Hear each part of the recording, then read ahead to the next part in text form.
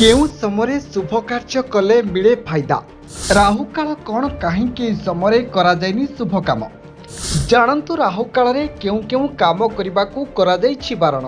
हिंदू धर्म रे कोनोसी शुभ कार्य करने पूर्व प्रथमे पंजिकार शुभ मुहूर्तर विचार करा जाय आउ कहुए शुभ मुहूर्त रे करा जाउथिबा कार्य सबुबले सफल होता है। शुभ मुहूर्तर काल गणना रे अशुभ मुहूर्त को मध्य ध्यान रे रखा जाए।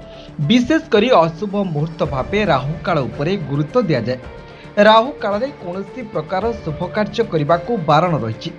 तेबे राहु काल कौन एवं ए संपर्क रे हिंदू पंचांग रे कौन कहुई आसंचु जानिबा से संपर्क रे। राहु काल हेउची हिंदू पंचांग रे यह अशुभ समय। राहु कालर अर्थ हेउची राहु एवं काल। ज्योतिष शास्त्र रे ग्रह को क्रूर बोली विवेचना करा जाए। राहु दोषरे मानसिक शारीरिक एवं आर्थिक क्षति भोगिबा को पड़ता है। एही समय कौनसी शुभ कार्य करा जिबा अनुचित। किपरि करा जाए गणना? राहु कालर गणना ग्रहक स्थिति आधार रे करा जाए। प्रतिदिन राहु काल प्राय घंटाए 36 मिनिट पई रहिता है। ए अवधि स्थान और स्थिति अनुसार भिन्न होता है कारण एहार गणना सूर्यास्त और सूर्योदय समय आधार रे करा जाए।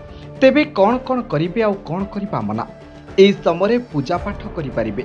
राहु काल रे लेखा पढ़ा करबा को शुभ बोली कहा जाए।